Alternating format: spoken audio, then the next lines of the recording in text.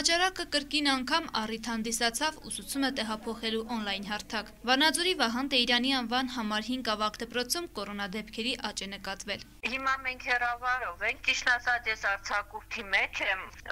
փոխտնօրենն է պաշտոնակատարը հիմա։ Ահա, մենք ունենք դեպքեր, դե հիմա հեռավարի ենք անցել, նախարարությանը տեղեկացրել ենք, ուրբաթ օրվանից նախորդ։ Դասերը հեռավար են պարապում։ Ուսուցիչների մոտ էլ կար մի 6 հոգի հաստատված դեպքեր, նաև փոխտնօրենը։ Աշակերտների մեջ էլ գիտեք ոնց է, շատերը թեստ չէին հանձնել, բայց ասենք դասղեկները, որ հետաքրքրվում էին, երեխաները ջերմում էին։ Հիմա այս ընթացքում մեծ գրությամբ 2 երեխայի համար է էլի եկել, որ թեստ հանձնել են, բայց մենք որ դպրոցը փակեցինք, այդ ընթացքում շատ կային ջերմող երեխաներ, որ դեռ թեստ չէին հանձնել, կային նաև զուտ գրիպով հիվանդ երեխաներ։ Բացի այդ ուսուցիչներից դե արդեն 6-7 հոգի բացակայությունը կարելի է ասել բոլոր դասարանների հետ իրենք շփվել էին։ Դրա համար մենք նախարարությանը դիմեցինք եւ անցանք հեռավարի 2 շաբաթով։ Հիմա հեռավար դասերը պարապվում են նորմալ։ Կորոնադեպքերը չի հաջողվել շրջանցել նաև Վանաձորի Եղիշե Չարենցի անվան համար 12-րդ դպրոցում։ Այս շաբաթ գրանցվել է 1 դեպք։ Դպրոցում այս պահին ունենք 1 ուսուցիչ, որը ստուգվել է, թեստավորվել է, պարզվել է, որ ունի վարակվածություն, մեկուսացված է, չի հաճախում դպրոց, իսկ աշակերտների եւ մնացած ուսուցիչների շրջանում դեպքեր չունենք։ Ամենօրյա հաճախումներ է կատարվում 1.5 մետր հեռավորության վրա մեկական նստում են աշակերտները հեռու, ամբողջ դասանով գալիս են, աշակերտների թիվը բավարարում է, որպեսզի ամբողջ դասանով կան, քիչ է թիվը։ Լոռու մարզպետարանի կրթության վարչությունից վստահեցնում են, որ աշխատանքներ են տանում դպրոցներում օնլայն հարթակներ չտեղափոխվելու եւ հակահամաճարակային կանոնները հնարավորինս զգոն պահպանելու համար։ Ամենօրյա պարբերականությամբ տեղեկատվություն ենք ստանում իրենցից, իսկ իրենք Հայաստանի Հանրապետության առողջապահության նախարարության հիվանդությունների վերահսկման եւ կանխարգելման ազգային կենտրոնի Լոռու մարզային կառույցից կորոնավիրուսի հաստատված դեպքերի վերաբերյալ տեղեկատվությունը հիմք ընդունելով, երբ որ ընդհանուր անձնակազմի եւ աշակերտների թվաքանակի 10%-ը արդեն հաստատված դեպքերով կամ կոնտակտավորներով լրացվում են, լիազոր մարմինը, տվյալ դեպքում Լոռու մարզպետարանը թույլտվություն է, համաձայնություն է տալիս, որպեսզի առկա ուսուցումը փոխարինվի հեռակա ուսուցմամբ։ Տվյալ պահին աշակերտների եւ աշխատակազմի հիվանդության դեպքերի հետ կապված միայն այդ 2 դպրոցներն են, որ իրականացնում են հեռավար կրթություն։ Սակայն ընդհանուր ամբողջ մարզով մենք վերահսկում ենք, ունենք դպրոցներ, որտեղ հաստատված դեպքեր կան, սակայն առողջապահության նախարարի եւ կրթության, գիտության, մշակույթի եւ սպորտի նախարարի համապատասխան հրամաններից ելնելով,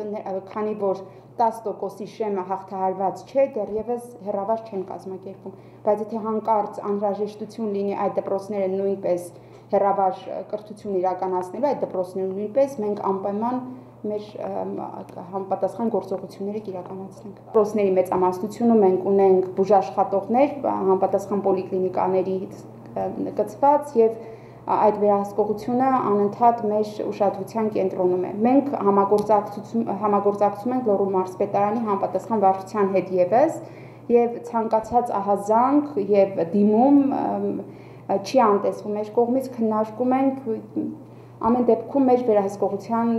ներքո են։ Այդուհանդերձ թվերն ավելի մտահոգիչ դարձան հիմնական 2 դպրոցներում։ Համաճարակից տուժեցին նաև Վանաձորի Պարույր Սևակի անվան թիվ 30 դպրոցը, ինչպես նաև Ստեփան Շահումյանի անվան համար 6 դպրոցը, հատելով 10%-ի շեմը, այս դպրոցները ևս անցան հեռավար ուսուցման։ 2 դպրոցի տնօրեններն էլ հիմնավոր թվերով իրենց այդ փաստաթղթերով դիմումները ներկայացրեցին եւ սահմանված կարգով մենք թույլատրեցինք, նաև տեղեկատվությունը փոխանցեցինք կրթության պետական լիազոր մարմնին նախարարությանը։ Բոլոր դպրոցներում էլ փաստում են, որ հետևել են հակահամաճարակային կանոններին, դպրոցներին տրվել են եւ ալկոգելեր եւ պաշտպանիչ դիմակներ, սակայն այլ դպրոցներում ձեռք են բերվել նաեւ սեփական միջոցներով։ Հակահամաճարակային կանոններին ի սկզբանե հետևել ենք եւ շարունակում ենք հետևել, շատ պարտաճանաչ, շատ ուշադիր, բոլոր դասարանները ապահոված են ալկոգելներով, սանհանգույցները նորմալ վիճակում են, շատ նորմալ, ստուգայցերի ժամանակ որևէ խնդիր չենք ունեցել, ջերմաչափումը կատարվում է ամեն առավոտ բոլոր աշակերտների եւ ուսուցիչների, հեռավորությունը պահպանվում է եւ բոլոր աշխատողները, աշակերտները, ուսուցիչները, բոլոր աշխատողները գրում են դիմակ, այսինքն հակահամաճարակային կանոնները շատ նորմալ ձևով պահպանվում են եւ աշխատում ենք վերահսկել հանկարծ շեղումներ չլինեն։ Դրա համար էլ այսօր դեպքեր չունենք երևի։ Իսկ թվում է դրա հետ է կապված, որ ուշադիր ենք նաեւ։ Ուրեմն դպրոցները նախապես իրենց գնումները արել են, հետո տրամադրվեց, իսկ այս պահին դպրոցները իրենց ֆինանսական միջոցներով են այդ ամեն գնումները կատարում։ Մենք ենք ձեռք բերում, աշակերտները ոչ, դպրոցը ինքը ձեռք է բերում անհրաժեշտ ամեն ինչ, աշակերտները ոչ։ Կարծում եմ դրսում գտնվելու, որովհետև մեր դպրոցում կանոնները շատ խիստ պահպանվել են, ախտահանումները միշտ կատարվել, դիմակները, մենք եթե երեխան առանց դիմակի է մոտեցել, միշտ դռնապանի մոտ դիմակները դրված են, մենք տրամադրել ենք, դասապրոցեսի ընթացքում անընդհատ փոխտնօրենները ես մտել ենք, հետևել ենք, հսկել ենք, որ դիմակները երեխաները դնեն չհանեն ու դրել են հիմնականում։ Ախտահանող նյութերը միջանցքներում կախած, հեռավորությունները պահպանված սենյակներում, երեխաները մեկական են նստում, հեռավորությունը նորմալ պահպանված։ Դպրոցում ամեն ինչ արվել է, էլի որ կանոնները պահպանվի։ Դիմակները մենք 2000 հատ ստացել ենք նախարարությունից, բայց նաև մենք ենք ձեռք բերել, մինչև դա ստանալը մենք էինք առել 1000 հատ,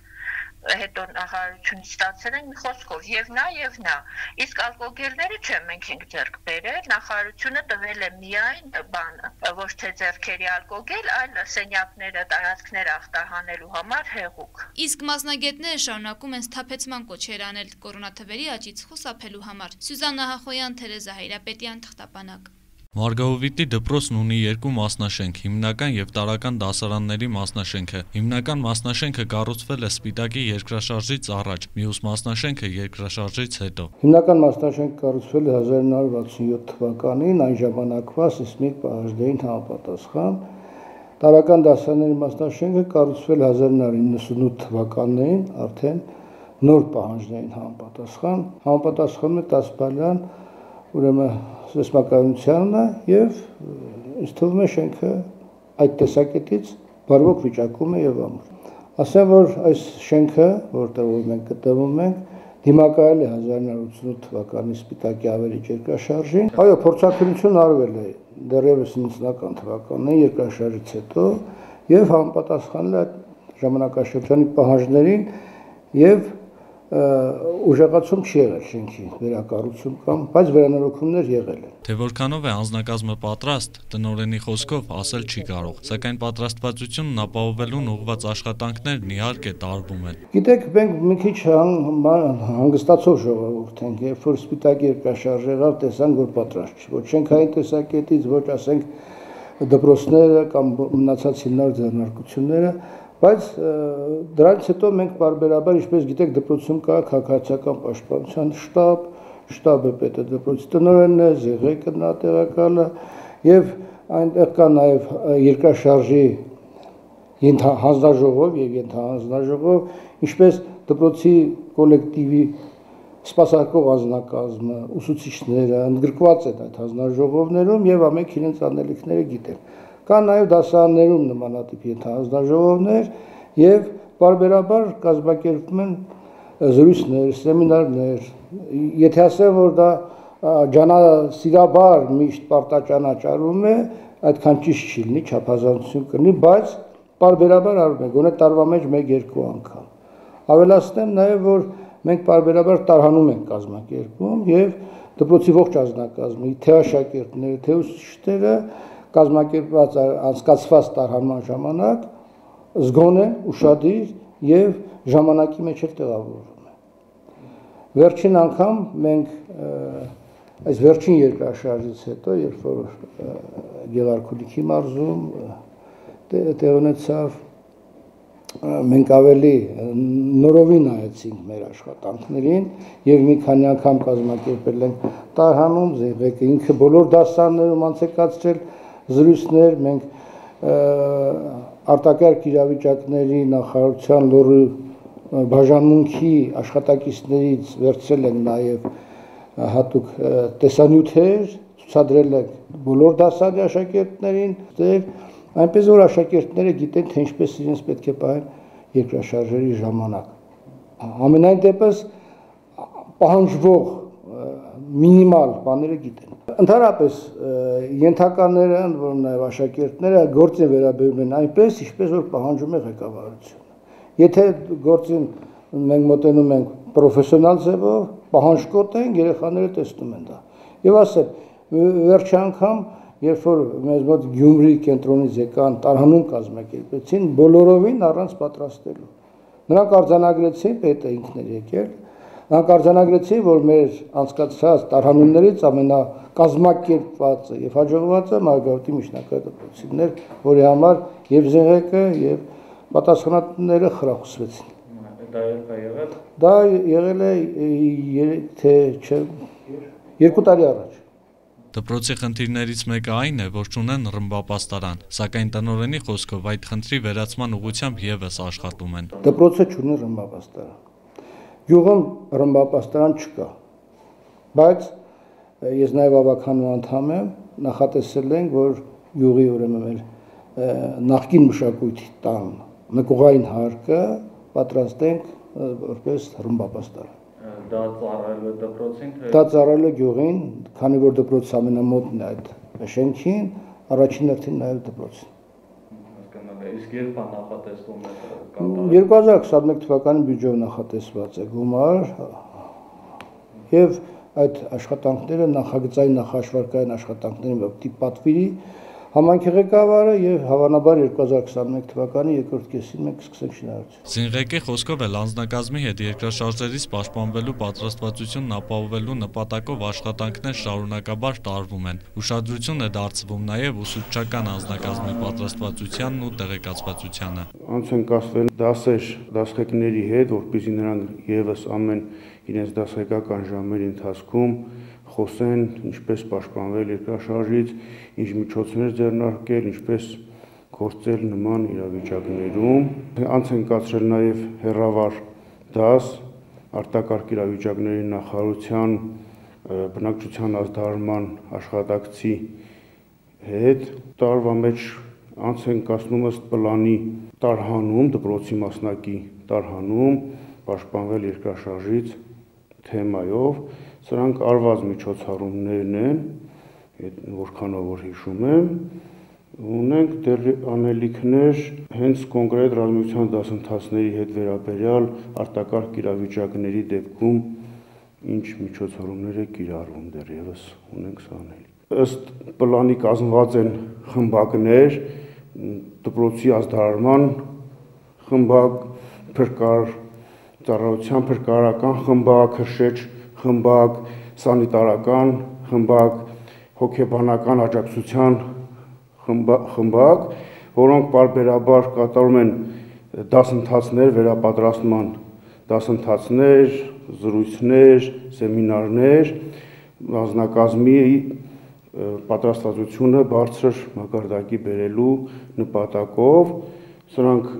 անհրաժեշտության դեպքում գործում են եւ մենք մի քանի անգամ տարահանման ժամանակ փորձել ենք սցենարներ ներկայացնել հրդեհի, որտեղ որ հրդեհամարման ջոկատը կարողացել է հմտորեն օգտագործելով հրդեհաշիջման այս պարագաները հանգցնել մարել հրդեհը, փրկել որևէ մեկին, դուռ բացելու հնարքներ, միջոցներ կամ գործիքներ օգտագործելով բացել դուռը եւ սանիտարական պատգարակի օգնությամբ դուրս բերել հիվանդին եւ ցույց տալ առաջին օգնություն կամ վախեցած խոճապի մատնված աշակերտներին հոգեբանական օգնություն ցուցաբերելու հնարքներ մի քանի անգամ տարվա մեջ կատարվել են։ Այս թեմայով աշակերտների շրջանում արված հարցումներն այստեղ էլ տարբեր աստիճանի ակտիվության պատասխանների էին արժանանում։ Ով գիտի երկրաշարժի ժամանակ ինչ է պետք անել, եթե հիմա երկրաշարժ լինի, ինչ պիտի անեք դուք։ Իվան չես կարող ասել։ Առաջին պետք է կոճապի չմատնվեր։ Երկրորդ, եթե առաջին կամ երկրորդ հարկերում եք բնակվում շենքի, պետք է դուրս գնալ շենքից եւ շենքի այդ տարածքից հեռանալ, իսկ եթե երկրորդից ավելի բարձր հարկերում եք Սպասի, դու ասա։ Բարձր հարկերում ենք մենք սեղանի տակ, որտեղ ապահով լինում է համար Կամ կանգնեք որտեղ ապահով Կանգնել անկյունում։ Դուք փորձեր արել եք, հա, տագնապի տարանման դուրս եկել։ Ով կհիշի ինչ եք արել այդ փորձերի ժամանակ։ Այս փորձերի ժամանակ մենք հանում էին անում առանց վիճակի մատնվելու, մենք արագ դուրս էինք գալիս եւ գնում ենք բաց տարածք։ Որտեղ բաց տարածք։ Բաց տարածք, օրինակ դպրոցի հայաճը, տիպից մենք այն կողմ շենքերից հեռու։ Եթե հիմա երկրաշարժ լինի, ինչ պիտի անեք դուք։ Ասա։ Առաջինը պետք է մենք ունենանք հատուկ նախատեսված պայուսակ, որ մենք պետք է լինի անհրաժեշտ պարագաներ։ Այսինքն դասարանում պիտի ունենաք, թե տան։ Ընդհանրապես տան։ Իսկ հենց դուք դասարանում, որ այս բանը լինի, ինչ պիտի անեք։ Եթե մենք առաջին եւ երկրորդ հարկերում ենք, պետք է առանց ուժապի վազենք դեպի բաց տարածք։ Հապես, սպասի, իսկ գիտեք, եթե ավելի բարձր հարկերում ենք կամ հնարավոր չի դուրս գալ, ինչ պիտի անենք այդ ժամանակ։ Պետք է կանգնենք հիմնական պատերի տակ, որպեսզի չունենանք։ Կամ ուրիշ էլ որտեղ կարող խառնվեն։ Ուրիշ էլ որտեղ բաց հիմնական պատերը։ Դուք փորձեր արել եք տագնապի տարանման։ Ով կհիշի ինչ եք արել դրա ժամանակ։ Դրա ժամանակ դուրս ենք եկել դպրոցից, մենք վերցրել ենք մեր գլխարկները, եթե ձմռանում ենք արել, վերցրել ենք գլխարկները եւ կաները առաջին։ Դուք գիտեք ինչ պիտի անեք երկրաշարժի ժամանակ, եթե հիմա երկրաշարժ լինի, ինչ պիտի անեք։ Ասա։ Երկրաշարժի ժամանակ պետք է երկրորդը եւ առաջարկում, եթե լինում եք, պետք է արագ վերցնել անհրաժեշտ փաստաթղթերը եւ դուրս գալիս, եթե բարձր հարկերում եք գտնվում, սեղանի կամ մահճակալի տակ մտնել կամ այդ սենյակի անկյունում կանգնել։ Հենց լուսամուտի մոտ չի կարելի կանգնել, քանի որ այդ շուտ կփլվի եւ դուք չեք կարող հասցնել փրկվել, եթե շենքերի մոտ եք գտնվում, հեռու կանգնեք լարերից, քանի որ կարող էին կտրվել եւ ընկնել ձեր վրա։ Լավ, նստի, ապես։ Իսկ պատուհանից դուրս թռնել կարելի է, թե չէ։ Պատուհանից դուրս թռնելը համարվում է պահստային երկրից մեկը, ամենածայրահեղ դեպքում պահստային երկրից մեկն է պատուհանից դուրս թռչել։ Իսկ դուք տագնապներ արել եք փորձեր տարանալ։ Ով կհիշի ինչ եք արել։ Ես կասեմ, հնչում է տագնապի ազդանշանը, որից հետո մեզ ավելի մոտ գտնող մուտքով դուրս էինք գալիս դպրոցից, հավաքվում էինք մեր դասղակի, մեր դասարանի մոտ, այնուհետև կատարում էր աշակերտների ստոպներ, հաշվառում էր կատարում։ Քո ասած ամենակարճ մուտքը, որտեղ է գտնվում, այստեղից դուրս եկեք, ուր պիտի գնանք։ Մեր ամենակարճ մուտքը գլխավոր մուտքն է, այստեղ գլխավոր մուտքը։ Պետք է միշտ հիշել, որ երկրաշարժերի դեմ պայքարում միակ միջոցը թերևս տեղեկացվածությունն ու պատրաստվածությունն է, եւ չմոռանանք, որ հաճախ ավելի շատ զոհեր երկրաշարժի ժամանակ լինում են դրանց բացակայության պատճառով։ Մարատ Սիրունյան, Թերեզա Հայրապետյան, Թղթապանակ։ Լոռու մարզի համայնքային կայքերի աշխատանքը մեղմացած գտնվում է ոչ բարվոք վիճակում։ Դրանց ուսումնասիրության արդյունքում մարտի 26-ին Գեղասարի համայնքային կայքում համայնքապետի որոշումներ բաժնում նկատեցինք մարտի 31-ի ամսաթվով համայնքապետի 3 որոշում։ Թե ինչպես էր ապագա թվով որոշումները հայտնվել կայքում, փորձեցինք պարզել հենց համայնքապետարանում։ 3 որոշումներ։ Ինչն է թվի մոտցում ես։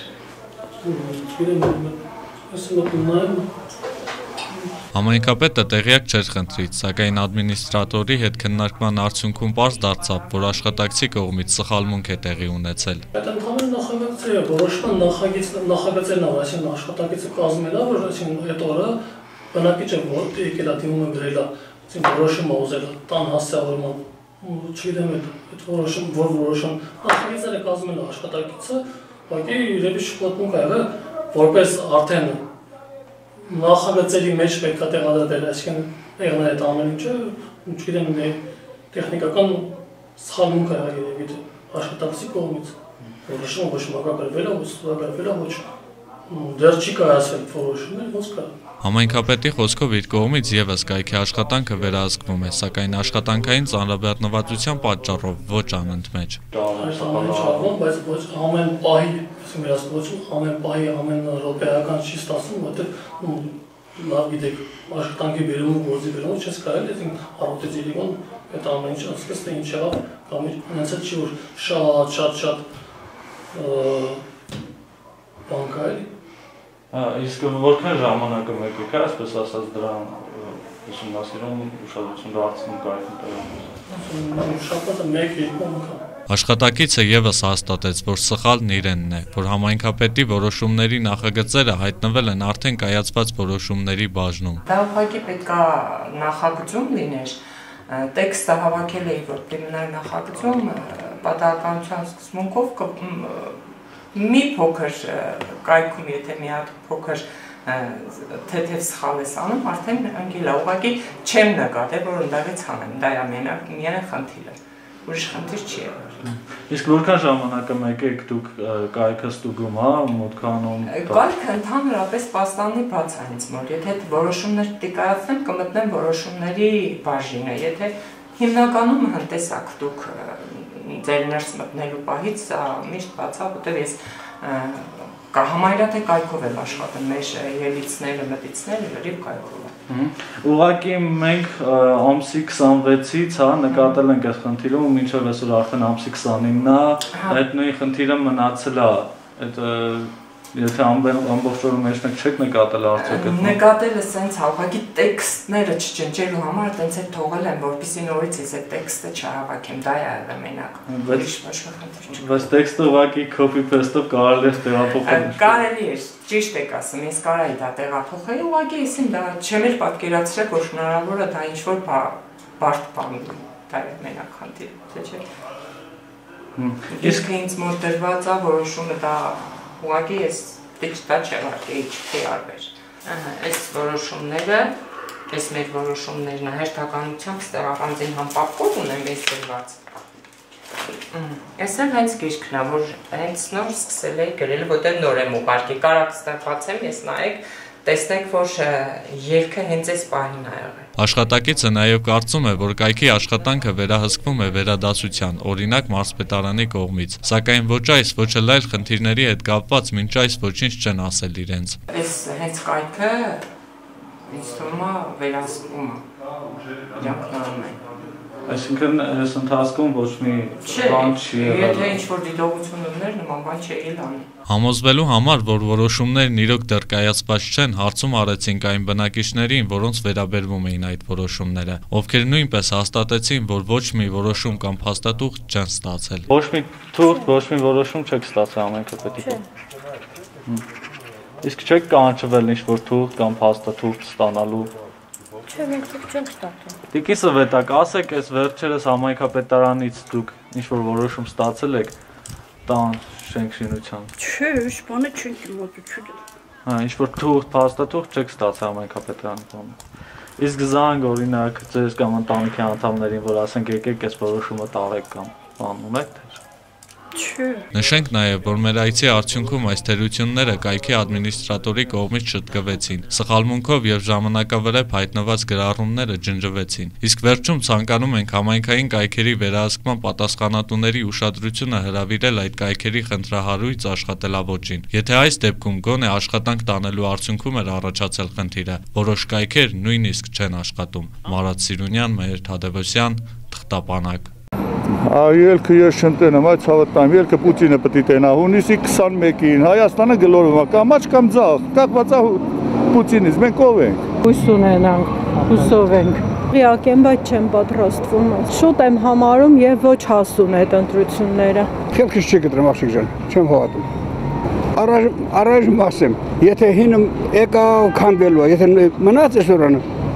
կարգավորվելու։ Գարնանային աշխատանքների մեկնարկին ընթառաջ գյուղացու համար կարևոր է սերմնացուների եւ պարարտանյութերի ձեռքբերումը։ Որքանով է պետությունը աջակցում գյուղացուն, փորձել ենք պարզել Մարգավովիտ եւ Գեղասար համայնքներում։ Պարարտանյութերը,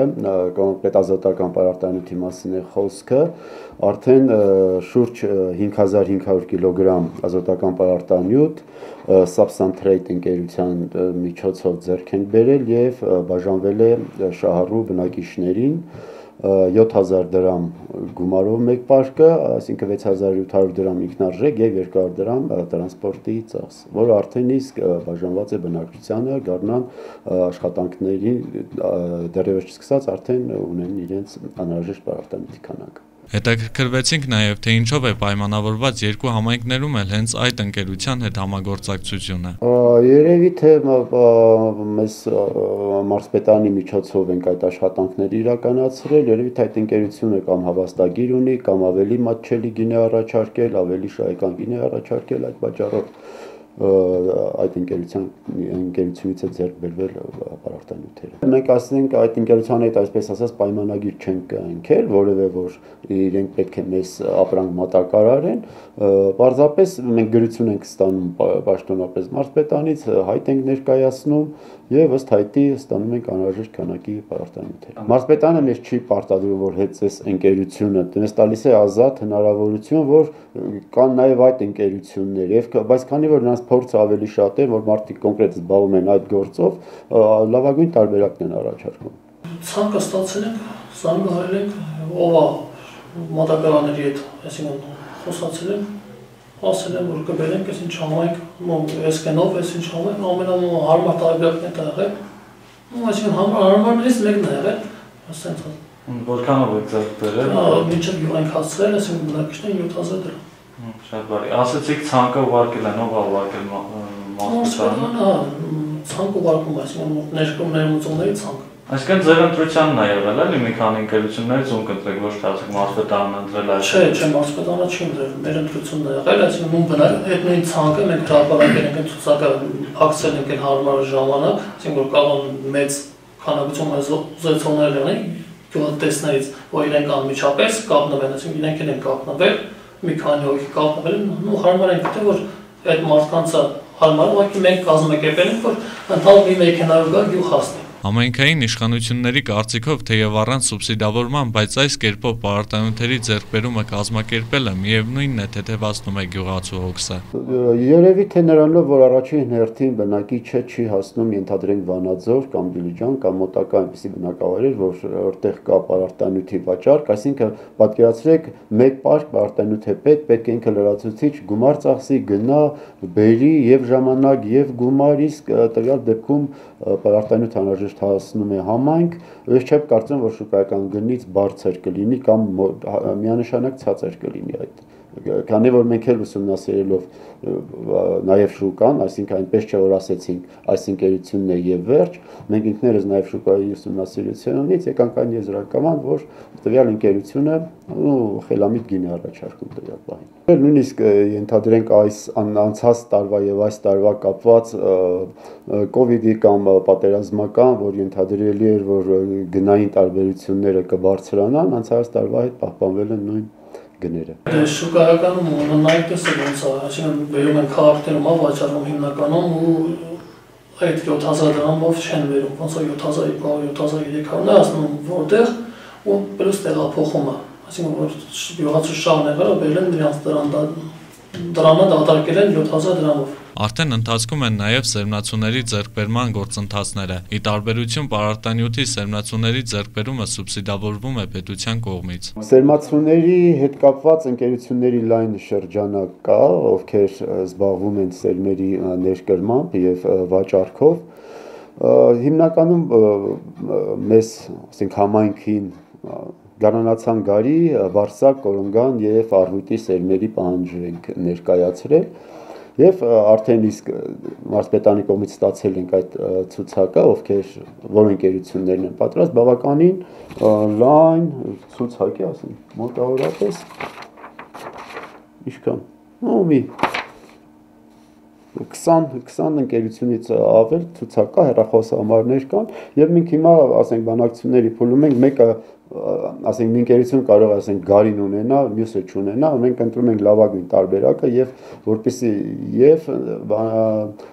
համայնքում բերի մենք չհասնենք ենթադրենք Երևան կամ Վարդենիս այս պահին ամենայն համարյա թե 50%-ի այսպես գնային բաներ կա, տարբերություններ կա, կոնկրետ նաև ուղարկել են, ենթադրենք, օրինակ հիմա ասեմ, կորնգանը 1 կիլոգրամ սերմի էլիտայի նվազագույն շուկայագինն է 700 դրամ,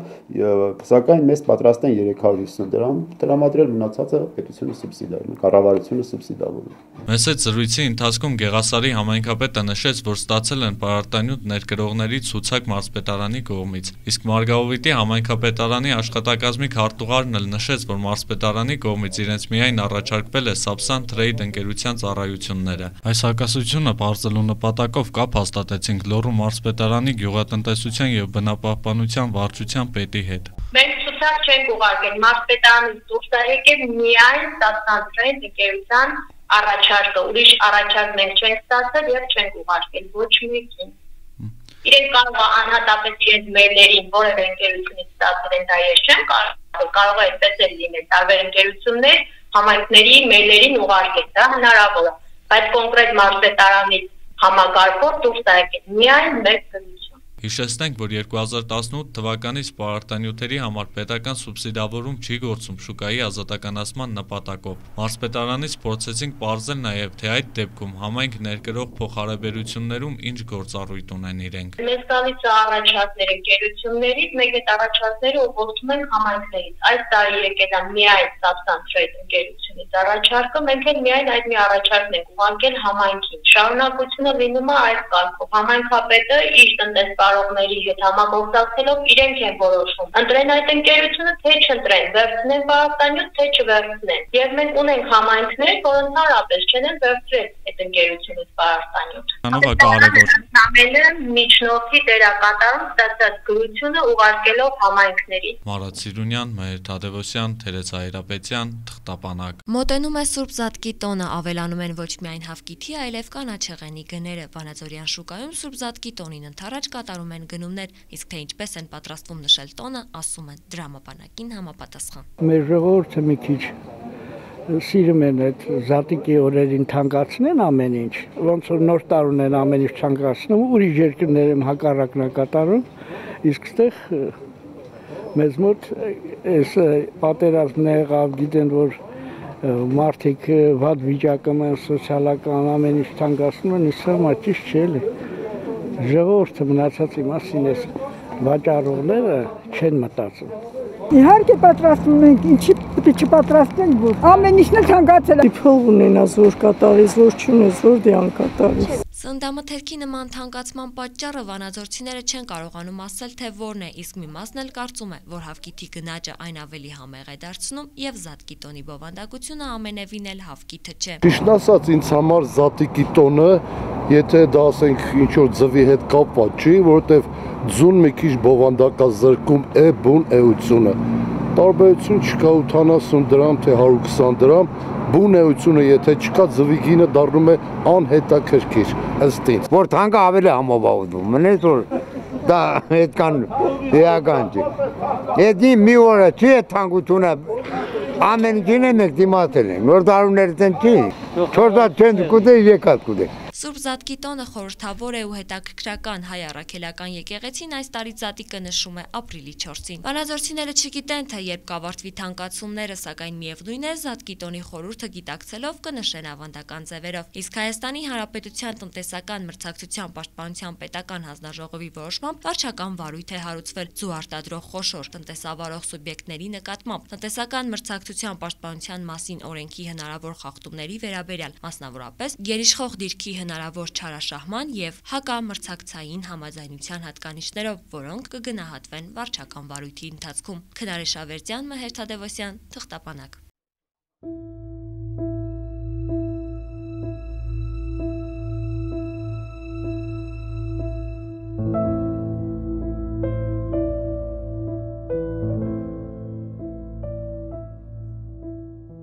Ժամկետային զինծառայող Կամո Ղամբարյանը Արցախյան պատերազմի հերոսներից մեկն է։ Կամոն ծառայությունն անց է կացրել Ասկերանի շրջանում։ Հոկտեմբերի 1-ին մոր հետ վերջին հեռախոսազրույցը երկարատև է եղել։ Կամոն այդ օրը տխուր էր։ Մի տեսակ սենց ինքը տխուր, ասեցի տխուր ես Կամո, ասեց չէ մամ, ուղղակի հոգնած եմ, ասեցի ուզում ես անջատեմ քնես, թե չէ, ես չլսեցի իրա, չեն անջատեցի, անմիջապես ինքը զանգեց նորից, մամ ինչի անջատեցիր, ուզում եմ խոսամ, ասի խոսաց, հավը տանեմ, խոսաց, հարցրեց, նորից հարցրեցի, ոնց եք, ինչ եք անեմ, հանկարծ չմտածես, Կամո ջան, չվախես, ասեց, մամ ինչից, մեզ մոտ ոչինչ չկա, ուղղակի ես տենց հեքիաթներ պատմեմ, մեր մոտ ոչինչ չկա, ու այդ ժամանակ, անկեղծ ասած, ձայներ լսեցի, կտկտոցներ, ասացի, Կամո ջան, բասա ինչ ձայն է, թե մամ տղեկն են, մի մտածի ասավ, տղեկն են էսա կասեմ, ու իբր սաստեց տղեկին, թե տղեք սուսեք, մորս հետ եմ խոսում, ու 2 րոպե էլ խոսած, ու մամ ջան, ես էսա կզանգեմ, անջատեց, մի 3 րոպե հետո զանգեց ինձ մի փակ տարածքից, որտեվ ես զգացի, որ ձայնն արձագանքելով էր գալիս, փախավ երևի ուրիշ տեղ, որ ես չհասկանամ ու լիովին ինձ կարողանա համոզի, որ ինքը դիրքերում չի, որ ինքը մարտի դաշտում չի, իրանք հեռու են այդ ամեն ինչից։ Հետմահու պարգևատրվել է արիության մեդալով, որը հրամանատարը անձամբ հանձնել է ընտանիքին, պատմելով հերոս զինվորի քաջության ու ուժեղ կամքի մասին։ Հրամանատարը մեզ զանգեց մարտի 7-ն էր, ասեց, որ մեդալ պիտի բերեմ։ Անցած տարի ինքը դիրքերից զանգեց մարտի 8-ին, շնորհավորեց, ծաղկեպսակ էր, պատվիր է, բերեցին մեր տուն, շատ էինք ուրախացել, զանգեց, զինակից ընկերներին երգել տվեց, ինձ համար այս տարի էլ հրամանատարի միջոցով մարտի 8-ին ինձ մեդալ նվիրեց։ Հրամանատարը ասեց, երևի թե ձեր երեխային դուք ավելի լավ կճանաչեք ես, ոնց ներկայացնեմ, բայց քաղաքացիական կյանքում դրսևորում են տղաներն իրանց մի ուրիշ, իսկ մարտի դաշտում լրիվ ուրիշ։ Հրամանատարն ասեց, անկեղծ եմ ասեմ, ոչ թե ձեր մոտ եմ նստած, ձեր դեմն ա ու խոսում եմ ձեր երեխուց, ոչ թե որպես զոհված զինվորի, սա ոչ թե կանոնա գովասանքի, բառիս բուն իմաստով իմ տղեն զսպվածության տիպար, ասացվածքը, որ ամեն ինչ չափի մեջ ա գեղեցիկ, դա լիովին իմ տղայի համար էր, այդ խոսքերը կրկնեց հրամանատարը, ասեց երևի այդ ասացվածքը իր համար էր գրված, ամեն ինչ չափի մեջ, մենք իրան երկրորդ անգամ ոչինչ, մի բանը երկրորդ անգամ չենք ասել։ Հերոսը մասնագիտությամբ խոհարար էր, նպատակներ շատ ուներ, մորը խոստացել էր, որ իրենով միշտ հպարտանալու են, իսկ տատիկից միշտ խորհուրդներ էր հարցնում մասնագիտության հետ կապված։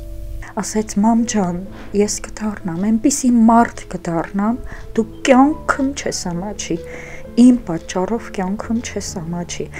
թեկուզ եւ մաթեմատիկա լավ չիմանանք, դա դեռ ոչինչ չի նշանակում, երբ գնաց քոլեջ սովորելու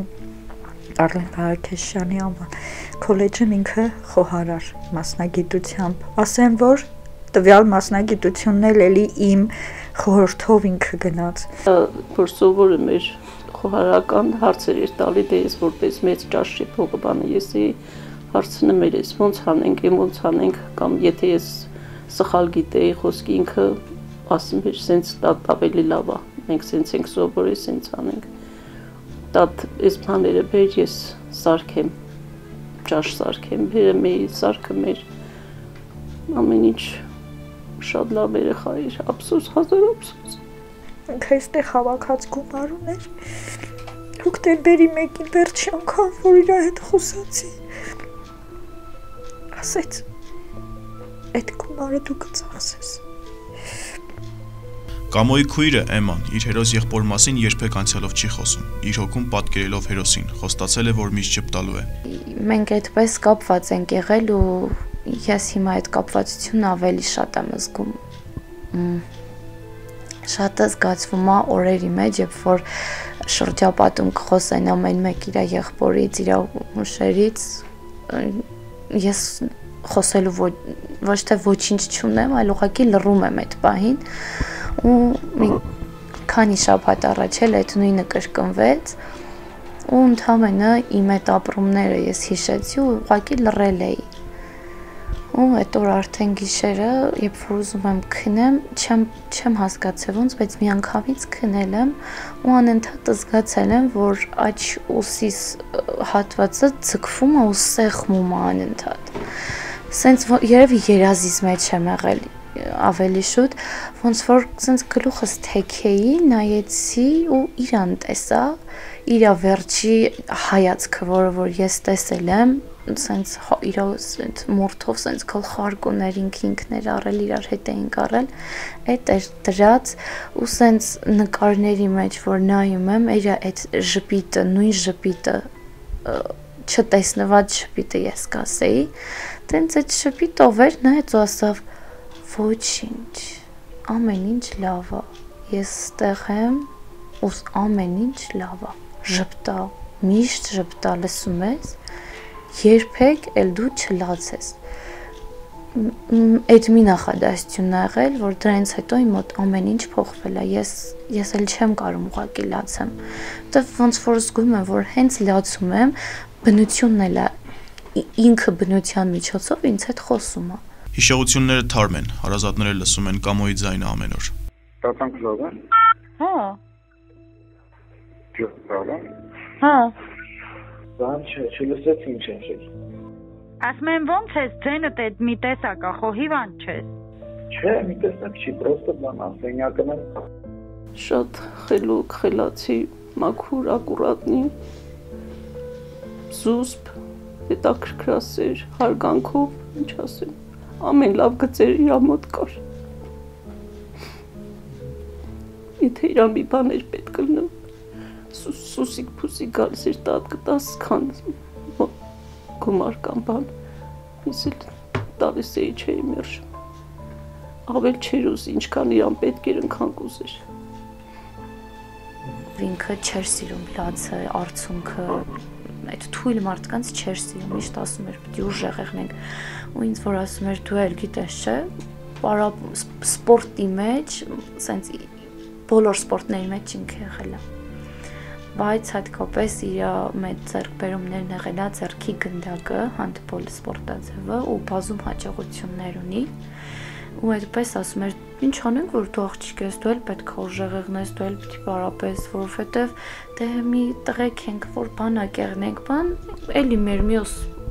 աղբերները դել կպահեն, բայց դե նենց հաստատվում, որ դեռ մեկս չգնացած, այն մյուսս են գնալու, այն մեկս դեռ չեկած, իմանաս էլի քեզ պաշտպանելու ձևերն իմանաս, պետք կա հաստատ։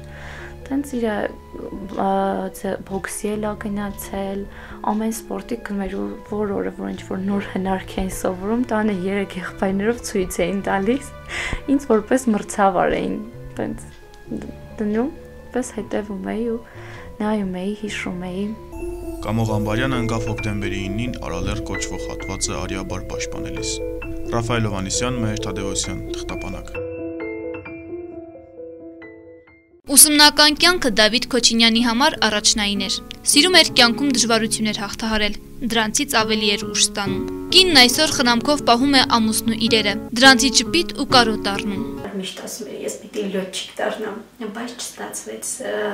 չընդունվեց այդ տարի, հաջորդ տարին դիմեց Կաստրամայի ռադիացիոն քիմիական կենսաբանական բաժինը ու ընդունվեց շատ բարձր գնահատականներով, ընդունվեց ու սկսեց սովորել։ Հետո երբ որ մենք ամուսնացանք, միշտ պատմում էր իր ուսանողական կյանքից, տարբեր ազգի մարդիկ էին ուսանողները, ասում էր գիտես ես ինչի համար էի հպարտ որ ես պատրաստվում էի որ գամ իմ հայրենիքը պաշտպանեմ իմ գիտելիքներով իմ գրագիտությամբ իսկ իրանք պատրաստվում էին որ գնան բարձր աշխատավարձ ստանան իր համար այդ հայրենասիրությունը ավելի առաջնային էր ամենակարևորը առաջին տեղում ինքը դա էր տեսնում ու ավարտելուց հետո նշանակել են Արցախում որպես դասակի հրամանատար 7-8 տարի 7.5 ծառայել է Արցախում սկզբից եղել է որպես դասակի հրամանատար ավագ լեյտենանտ կոչումով հետո ստացել է կապիտանի կոչում եւ նշանակվել է այդ զորամասի հրամանատար 2 տարի հրամանատարություն անելուց հետո զորամասը կազմալուծվեց ու տեղափոխեցին Ջաբրայիլ որպես քիմիական ծառայության պետ Ջաբրայիլում ծառայել է 1 տարի 7 ամիս իսկ հետո 2020 թվականի ապրիլին տեղափոխել են Հայաստանի Հանրապետության խաղաղապահ զորքերի քիմիական ծառայության պետ Դավիթը սիրում էր նաև սպորտը, հատկապես ֆուտբոլը։ Արսենալի սիրահար էր, շատ ֆուտբոլով քանի որ զբաղվում էր։ Գնել էր սա ու միշտ ամեն ֆուտբոլին սենց ուսեր մկցած, նստում էր ու ֆուտբոլ էր նայում։ Ու ահագին առաջադիմություններ, ուղղակի առողջական խնդիրներ առաջացան, ու էլ չշարունակեց ծնկի վնասվածք ստացավ։ Սա իրենց քիմիական, ռադիացիոն քիմիական կենսաբանական պաշտպանության զորքերի իրենց նշանն է։ Սա նույնպես զինված ուժերի կողմից։ Այստեղ ինքը ունի քանի որ զորամասի հրամանատարը եղել Արցախում, տես ծննդյան տոների շնորհավորանքներ ունի։ Պատվոգրեր ահագին։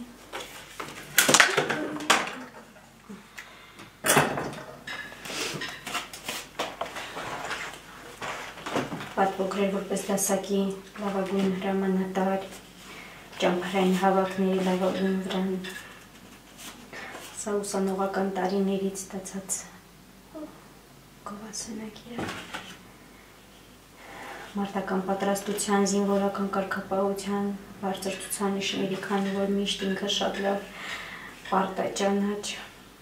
զինծառայող ա եղել։ Իսկ սա ուսանողական տարիներին շնորհակալական նամակ է ակադեմիայից որ ուղարկել են իր ծնողներին։ Նժդեի հաց կեր ու զորացիր գիրքը ամենասիրելիներից էր։ Հաճախակի ինքը կարդում էր ուղղակի կետերը, որ աչքի էր անցկացնում ու ոնց որ այդ ամեն մի կետը սենց ինչ որ բան, որ իր հոգուն հարազատ էր,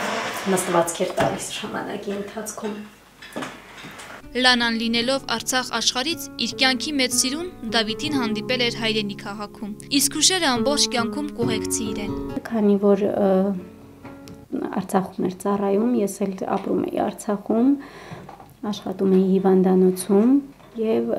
օրերից մի օր խանութում պատահաբար հանդիպեցինք, կես հայացքով այսպես ասած, ու ոչ ես ոչ ինքը երևի թե չէինք պատկերացնում, որ հնարավոր է հետագայում այսպես դեպքերը զարգանային, բայց ըստ երևույթին ինքը հետաքրքրություն ցուցաբերեց ու սկսեց հետաքրքրվել 2-3 ամիս հետո գտավ սոցիալական ցանցում եւ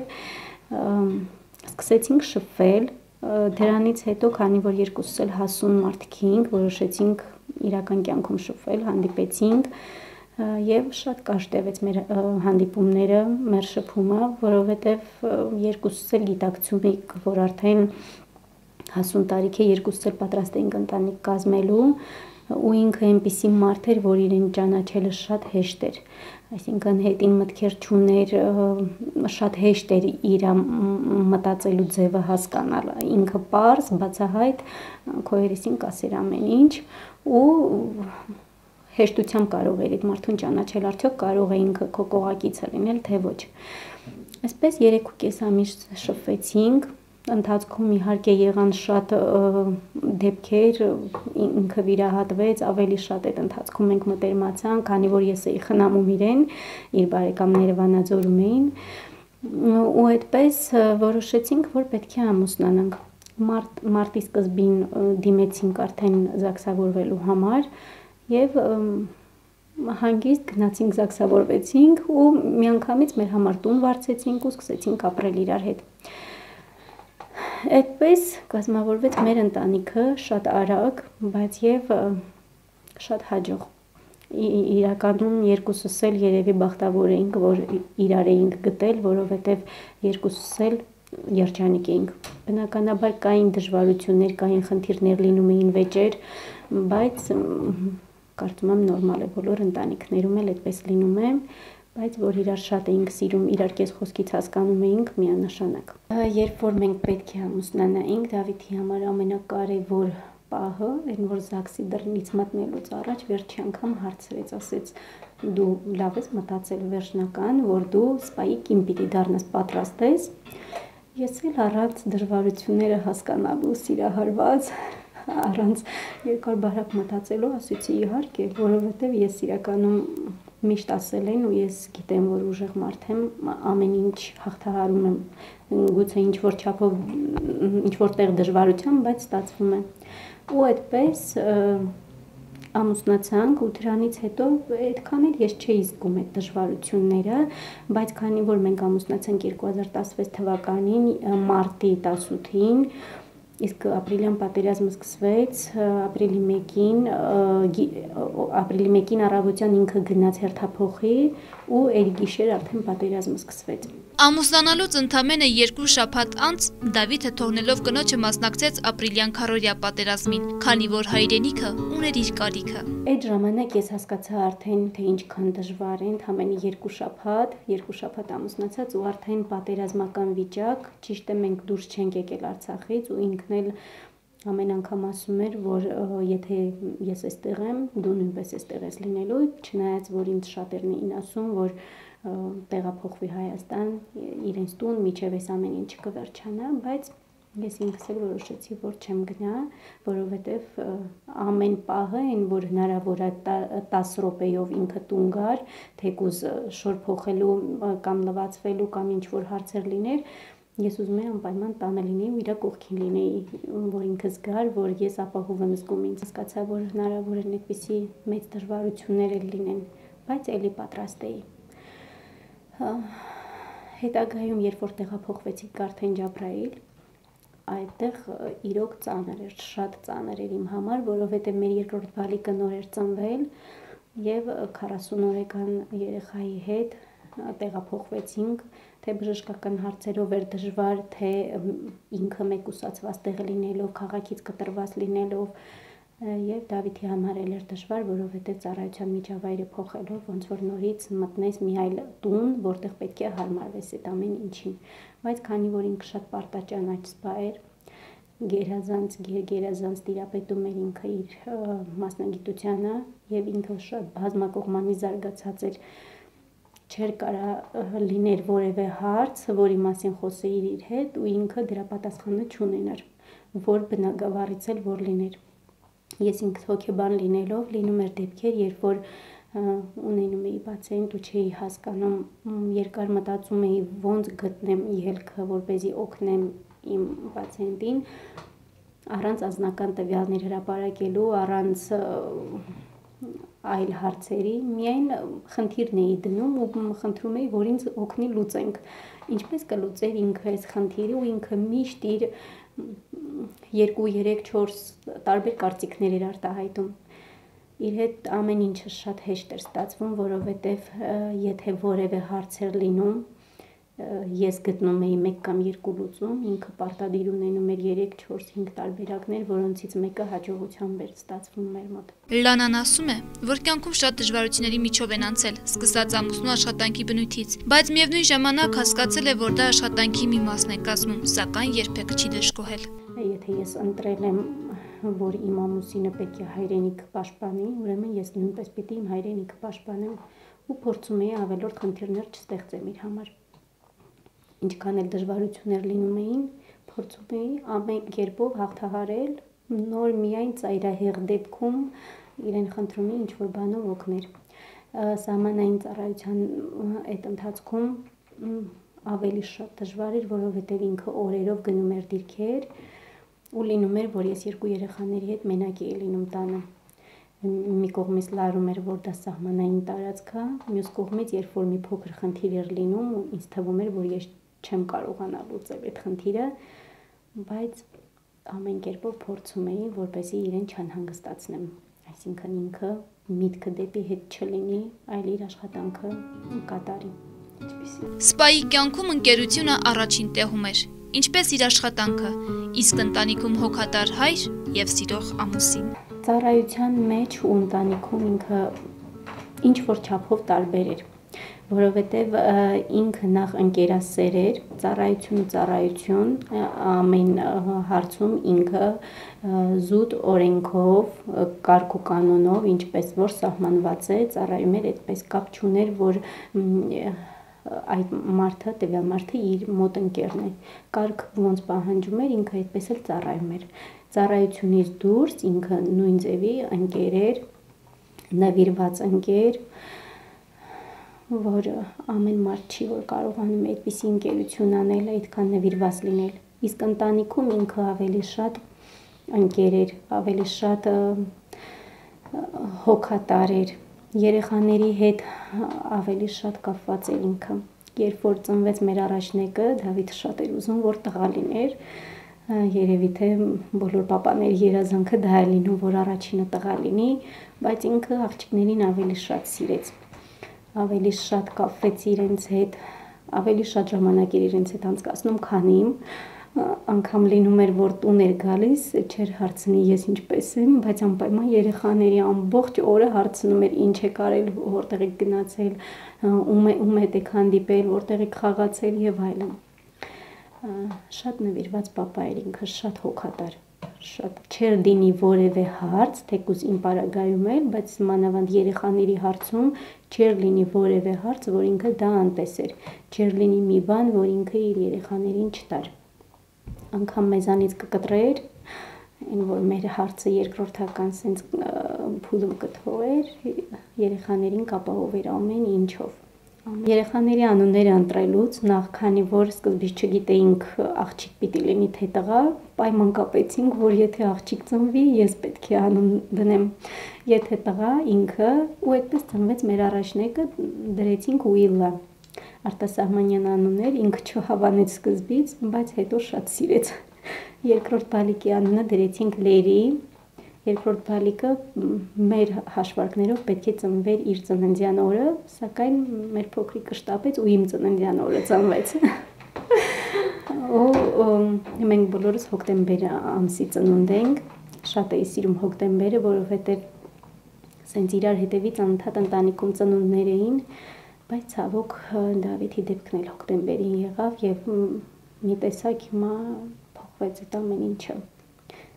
Չնայած որ փորձում եմ լավատես լինել։ Միակ բանը, որ վեճի առիթ է հանդիսացել, Դավիթի անվերջ կրկնվող խոսքն է եղել։ Իմ ճանաչողները գիտեն, որ ինքը անընդհատ նույն բանը կրկնում է, որ ես զոհվելու եմ հանուն իմ ընտանիքի։ Անգամ լինում էր, որ երեխաների հետ խաղում էր, հետո ասում էր դուք լինելու եք զոհվածի երեխաներ։ Երբ որ այդպես էր ասում, շատ անգամներ վիճել ենք դրա համար, ես նեղվում էի ու մի քանի անգամ դեպքեր եղել են, երբ որ լացել եմ, կռվել ենք, հետո տենց չէր ասում, բայց իրեն ճանաչողները շատ են լսել այդ նույն արտահայտությունը ու այս դեպքից հետո ոնց որ բոլորս միաբերան ասում էինք ինքը իր խոսքով այդ ամեն ինչը այն սկզբից մեզ նախապատրաստեց։ Ապա սկսվեց Արցախյան երկրորդ պատերազմը, բայց այս անգամ հանգամանքները այլ էին։ Չին օրից, երբ որ զանգեցին առավոտյան կանչեցին,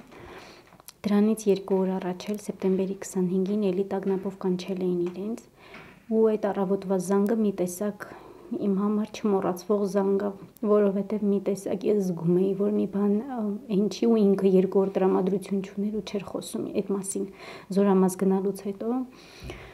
չէր պատմում ինչ է եղել։ Ու առավոտյան կանչեցին, գնացին ու մոտ մի 40 րոպե հետո զանգեց, ասեց, որ պատերազմը սկսվել Արցախում, մենք էլ գնում ենք, դեռ չգիտենք ուր։ Իմ համար սա շատ դժվար պահ էր, որովհետև Արցախում իմ մայրիկներ, քույրիկներ իր ընտանիքով ու իմ ամենակարևորը, որ ամուսինս պիտի գնա ու ես չգիտեմ ուր ինչ կլինի հետո։ ու հաշվի առնելով իր հայրենասիրությունը գիտեի, որ ինքը ինքնուրույն ինքը առաջարկելու է, որ գնա Արցախ։ Այդպես սկզբից գնացին Արարատի դիրքեր, մի քանի օր այդտեղ մնացին, հոկտեմբերի 12-ին մեկնեցին Արցախ։ Այդ ընթացքում զանգում խոսում էր, պատմում էր, որ ամեն ինչ լավ կլինի, նորմալ կլինի, անընդհատ հույս էր տալիս, որ ամեն ինչ նորմալ կլինի, մի անհանգստացեք։ Սակայն հոկտեմբերի 8-ին երեկոյան 2 ժամով ինքը տուն եկավ շորեր փոխելու ու իր տրամադրությունից ու խոսելու ձևից ես զգում էի, որ շատ դժվար մարտեր են, ուղղակի ինքը չի բարձրաձայնում դրա մասին։ Կյանքում նպատակներից մեկն էլ մեծ ընտանիք ունենալու մեջ էր, իսկ կյանքում ցանկանում էր հասնել գեներալի կոչման։ Ինքը վերջին մի քանի այդ օրերի ընթացքում մի քանի անգամ իրար սիրո խոստովանություն էինք անում։ Ես էլ իրեն ամեն անգամ ասում էի, որ մենք տղաներ պիտի ունենանք դեռ, պարտավոր ես կաս։ Ինքն էլ ամեն անգամ գրում էր, որ երեխաներիս լավ նայի, ամեն անգամ նույն բաներ ասում, երեխաներիս լավ նայի, ես անպայման գալու եմ։ Բայց այդ մի երազանքը կիսատ մնաց։ Երազում ենք մեր տուն ունենանք, մեծ տուն ունենանք սեփական մեր շատ երեխաներով։ Երազում էր, որ իր երեխաները մեծի հետ կապված հույսեր ուներ, ասում էր, ես լոջիկ չեմ դառել, իմ աղջիկը պիտի լոջիկ դառնա, այն էլ վայենի։ Շատ էր ուզում, շատ էր երազում։ Բայց ցավոք այդ բոլոր երազանքները կիսատ մնացին։ Այս մի քանի տարբեր ձևերով են նկարագրել, բայց ըստ երևույթին դիպուկահարի կրակոցից զոհվեց եւ քանի որ խմբով էին մեքենայով դիվերսիոն խումբ կար, այսինքն առաջինը դիպուկահարի կրակոցից, քանի որ ղեկին մեքենայի Դավիթն է եղել, դիպուկահարի կրակոցից ինքն է մահացել, այնուհետև դիվերսիոն խումբը նաեւ մնացած տղաներին է զոհ դարձրել։ Երբ որ 2 օր առաջ կանչեցին մեդալ տալու հետ մահու, իմ համար դա ոնց որ ավելի մեծ ցավ լիներ, որ ինքը ողջ լիներ, ողջ մնար 10-15 հատ այդ նույն մեդալներից ավելի լավը կունենար, ոնց որ հետ մահու ոչ մեկից պետք չէր։ Սկզբից երկար մտածեցի տեղափոխվեմ Վանաձոր թե ոչ, բայց քանի որ ամուսնուս բարեկամներն էստեղ են, որոշեցի, որ եթե Դավիթը չկա, գոնե իր պակասը մի ձևով բարեկամների կողմից կլրացվի այդ սիրո պակասը, չէի ուզում, որ երեխաները իրենց բարեկամներից հեռու մեծանան։ Այդ պատճառով որոշեցի, որ պետք է գանք Վանաձորում ապրենք։ Ու այդպես եկանք բարեկամի տուն ու սկսեցինք այստեղ ապրել, դեռ չգիտենք ինչքան, մինչև որ բնակարանային հարցը կլուծենք։ Հարմարվել եմ շատ շուտ, որովհետև քաղաքը իմ համար օտար չէր, ես շատ անգամներ եմ եղել Վանաձորում, կարելի է ասել ամեն ինչի տեղը գիտեմ, որովհետև տարվա մեջ մի ամիս, մի շաբաթ ոնց հասցնում էինք ծառայության հետ կապված, ամեն դեպքում արձակուրդներին լինում էինք Վանաձորում, ու Դավիթը շատ էր սիրում իր քաղաքը, քաղաքի պատերից սկսած, քաղաքի փողոցներով ամեն ինչը շատ էր սիրում։ Ես նույնպես շատ հեշտ եմ հարմարվել, ուղղակի միակ դժվարությունը իմ համար հիմա, որ քայլում եմ այդ նույն փողոցներով, որը ճանաչել եմ, ծանոթացել եմ իր հետ, քայլել եմ իր հետ, ու դա իր երազանքն էր, որ մենք գայինք հետագայում Վանաձորում ապրելու, ոնց որ իր երազանքը կատարվեց, մենք եկանք այստեղ ապրելու, բայց առանց իրա։ Միակ դժվարությունը իմ համար դա է, որ անընդհատ նույն հիշողություններով ու իր պակասով։ Դավիթ Քոչինյանը անմահացավ 2020 թվականի հոկտեմբերի 28-ին Հադրութի Դրախտիկ գյուղում, 31 տարեկանում։